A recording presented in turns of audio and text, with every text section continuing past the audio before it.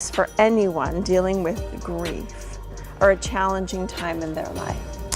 You know, I think it's okay to just be in touch with your emotions and to not be afraid of them. Let's discuss something that's been quietly simmering in the back of Sister Wives, something we haven't quite heard from the show, but we can all sense deep within us.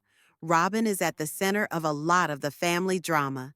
If you've been paying attention, you likely saw how much Robyn wanted Mary to remain a part of the family. It was more than friendship. Robyn had been raised in a polygamous household in which the wives did not actually spend any time together. They lived apart, even having holiday celebrations in separate settings. Therefore, when Robyn came to join the Brown family, she anticipated something similar to that, wives keeping to themselves.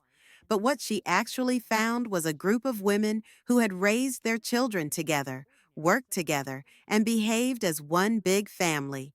That proximity made Robyn uncomfortable.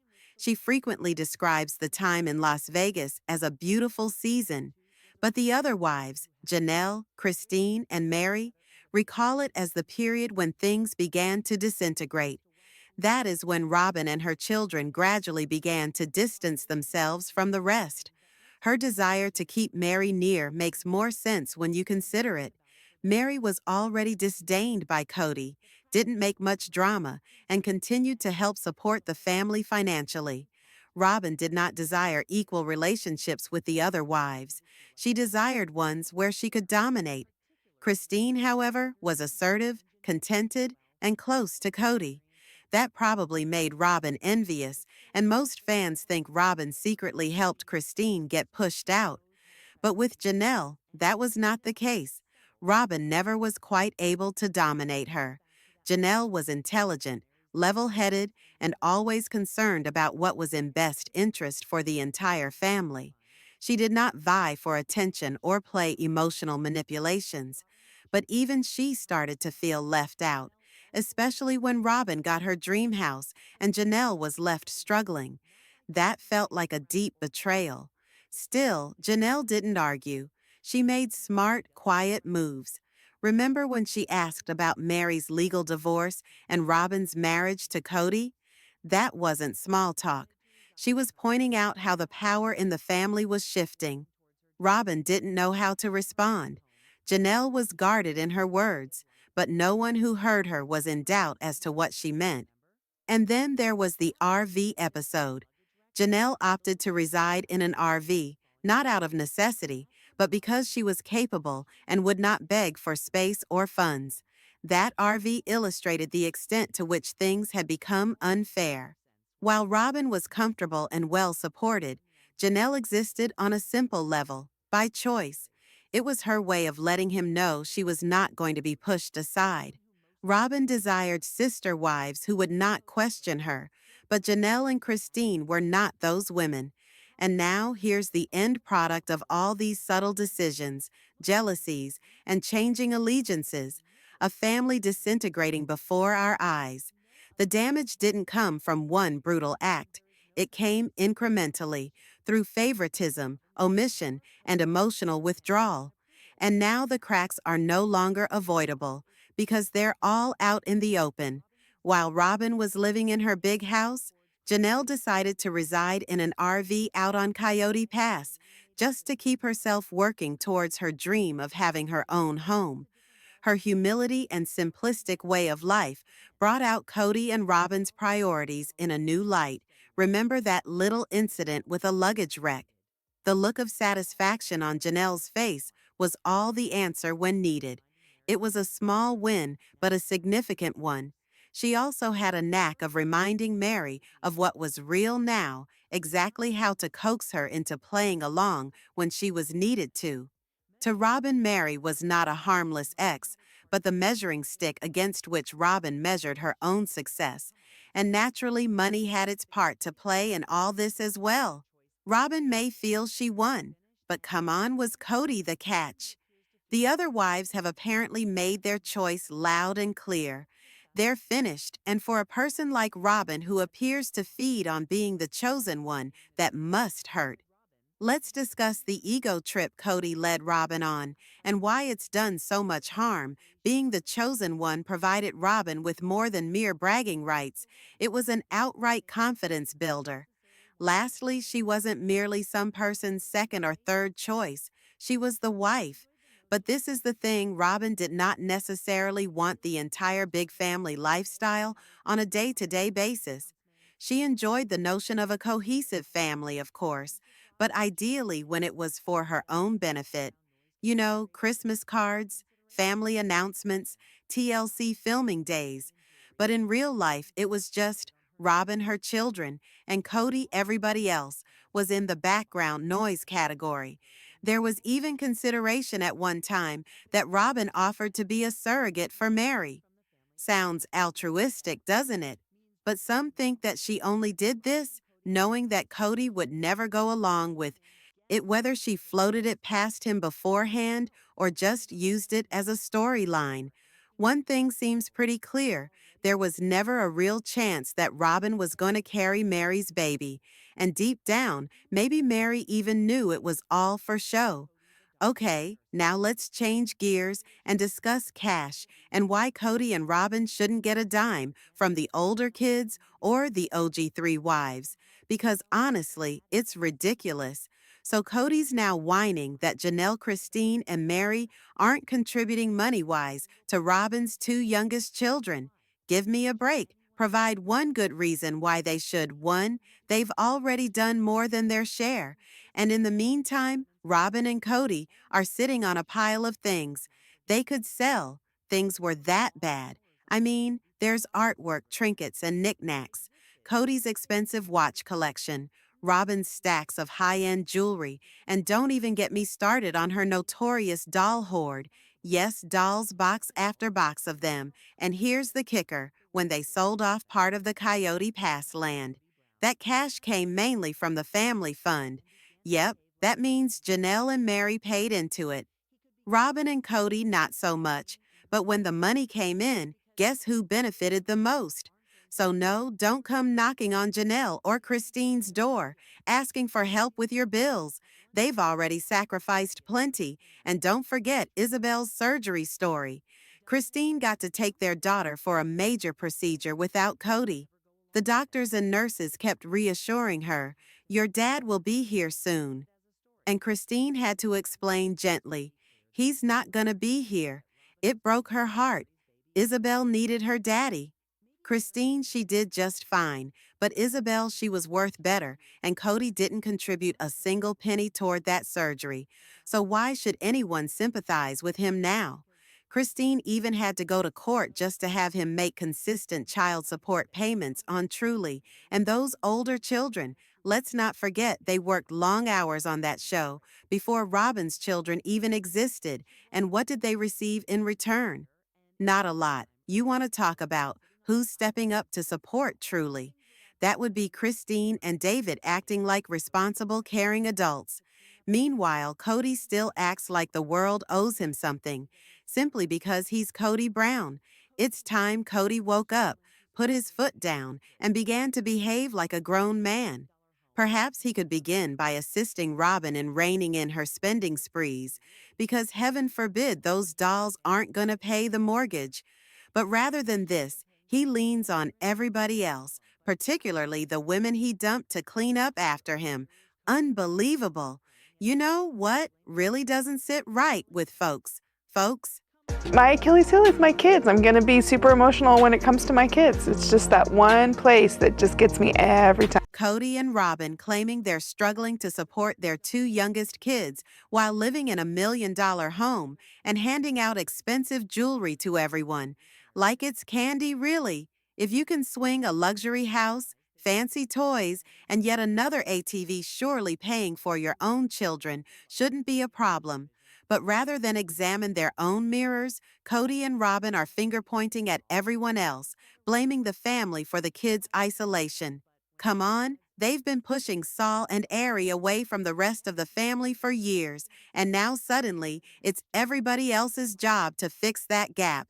And of course they're bitter still with Christine for what filing for child support. That's right, Christine had the audacity to request that Kody support his own son, financially shocking, and in the meantime, Yogi 13. Those original children of Kody's previous marriages scraped by the same way cash was scarce, but they improvised. They didn't have personal nannies in private school.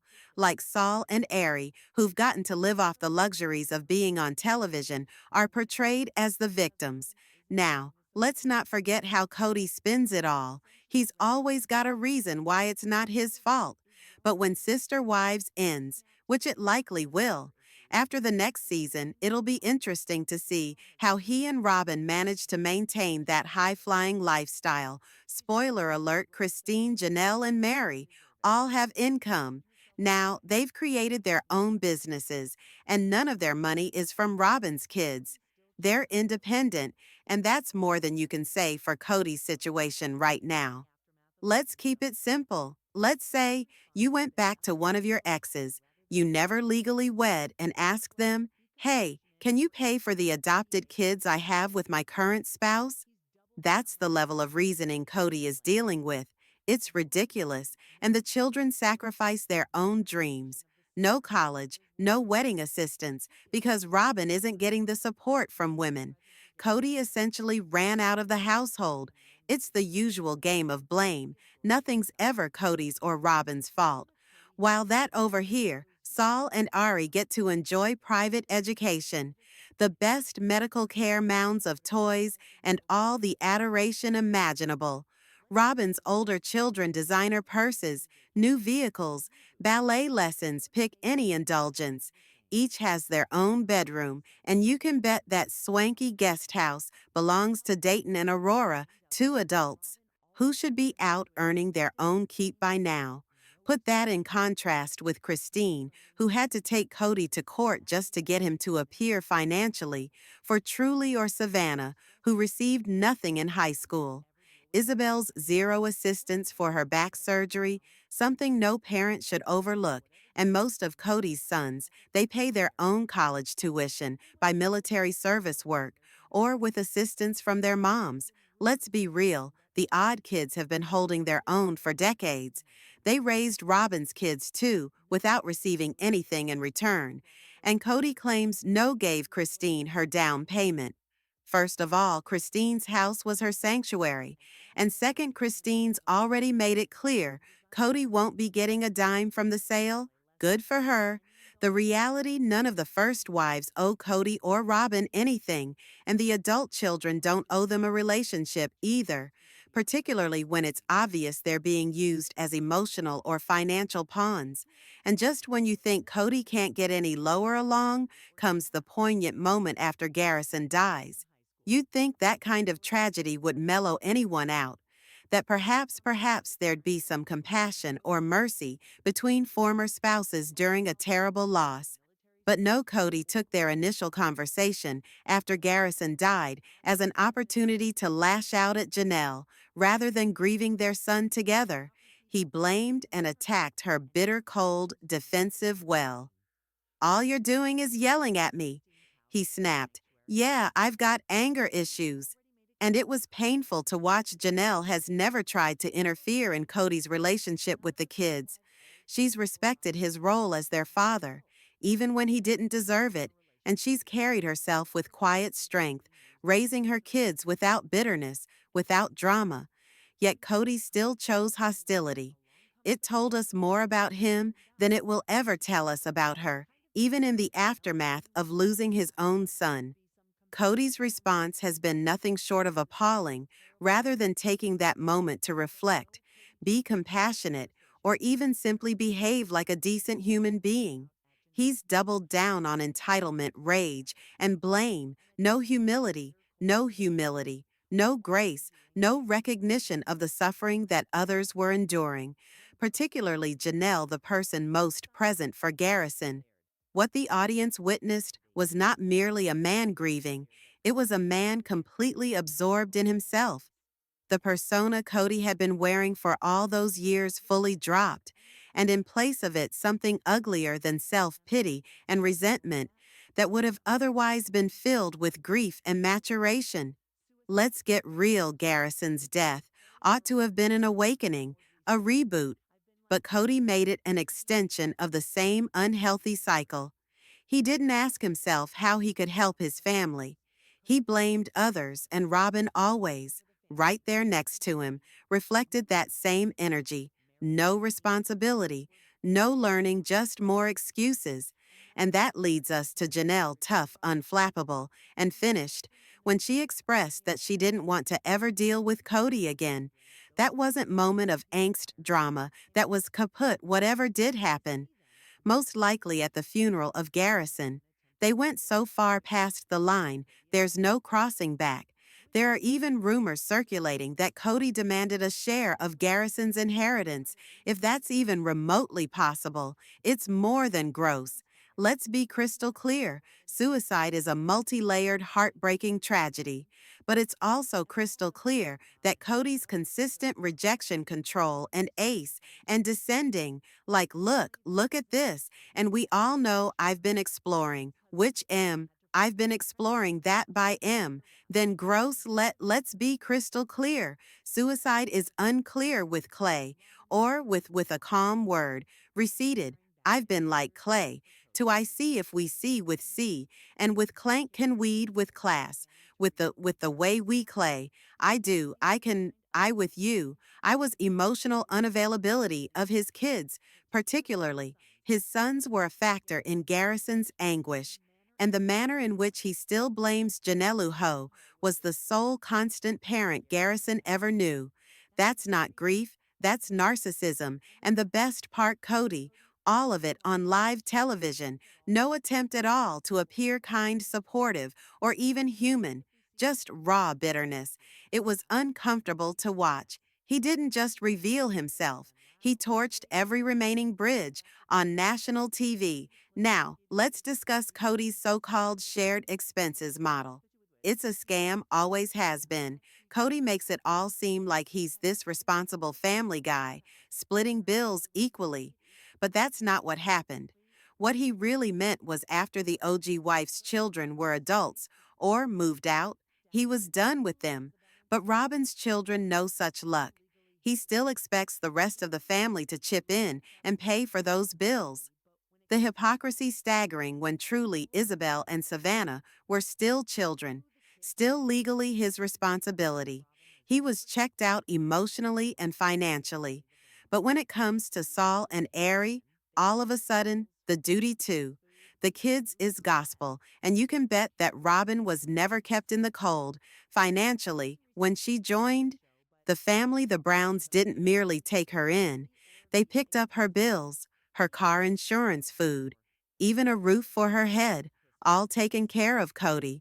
And Robin can say she didn't receive a paycheck from the show. But semantics, the money came in, either directly or via expenses paid for. Robin was provided for. They also want you to forget history. Knowing that he's not with us, but then I realize I'm just gonna have to embrace that pain because it's never gonna go away. It's always gonna be, there's always gonna be a Garrison-sized hole. But Kody fans remember there's video evidence, lots of it. Robin arrived, got assistance with her finances, and then promptly became the focal point of Kody's universe. The rest of the family had to look out for themselves. Kody's white sports car. Oh, that wasn't for the family, that was his baby. Meanwhile, the kids he had with Mary Christine and Janelle were barely getting by. And now those women are supposed to contribute to Robin's children. It's insulting and the greatest irony of all the original wives and children. Those are the ones who created the empire.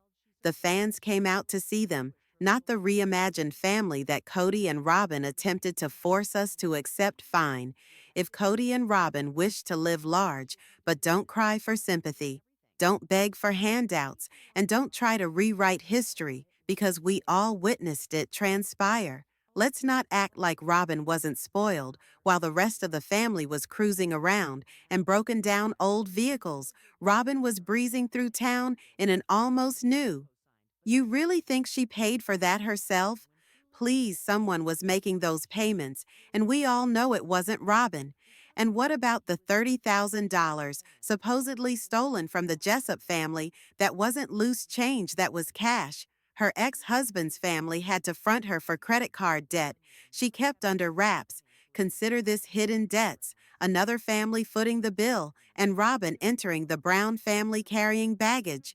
Others paid for. Kody was aware of all of it, and he didn't care. When Kody coerced the family to relocate to Flagstaff, did he have anyone in mind other than Robin and the children? Not at all. He said it was a sensible financial decision, while it was really a disaster. Faster, they gave up on homes and loss. Vegas paid exorbitant rents in Arizona, and the Vegas houses lingered on the market indefinitely. The true motivation: Robin didn't care for Vegas. Dayton needed to attend school somewhere else, and Robin had to be around him, and so the entire family relocated for her. But Kody marketed it like it was all about building a future for the whole family. That was a lie, a blatant manipulative lie. Then there's the issue of child support and college funds. Kody says he wants to support the younger kids, but he doesn't mean all the younger kids. He means Robin's kids. Not truly, not even trust the second he has to start paying real support. Suddenly the pot runs dry, but he still expects Christine, Janelle, and even Mary to keep contributing too. Saul and Aries lives. It's so absurd. It's offensive. Let's get one thing straight. Following Kody's rules won't keep your marriage intact. It never has, and it never will. Mary is living proof she did everything Kody ever wanted. She played the good sister wife role to perfection, while Christine and Janelle were fighting with Robin's arrival. Mary embraced her with open arms. She wasn't just tolerant, she was supportive, encouraging, even celebratory. And what did she receive in return? Humiliation. Let's not forget. Mary divorced Kody legally, just so he could marry Robin and adopt Robin's kids. She sacrificed her status, her position, her identity, all in the name of unity and sacrifice. She played it like it was her holy mission. She was supposed to be the MVP of Kody's plural family game. But what happened? Kody treated her as if she were nothingness. She were a stray dog asking for table scraps, while he accuses Christine and Janelle of disloyalty for having the temerity to desire emotional intimacy and true connection. Mary sat in quiet. She waited. She hoped she held the door open, even when it was apparent that Kody had slammed it shut. And what did he do? He ghosted her. He made her appear a pathetic, clingy ex who just could not get the hint. And then, with a heart of ice, Kody gazed into the cameras and delivered the line nobody will ever forget. "I don't really consider myself married to Mary like that." No shame, no honor, just a plain admission that he had left her emotionally years ago, yet kept her as a companion for appearance's sake. So explain it to me again. Why would someone stick up for this man? Decades of devotion, and Mary was rewarded with nothing but cold shoulders and shattered dreams. No sympathy, just raw rejection, coated with Kody's egomania. And then there was the ultimate slap in the face, the famous land saga. Suddenly, all the money she had worked and contributed over the years, and all the loyalty didn't count. Why? Because she only had one child.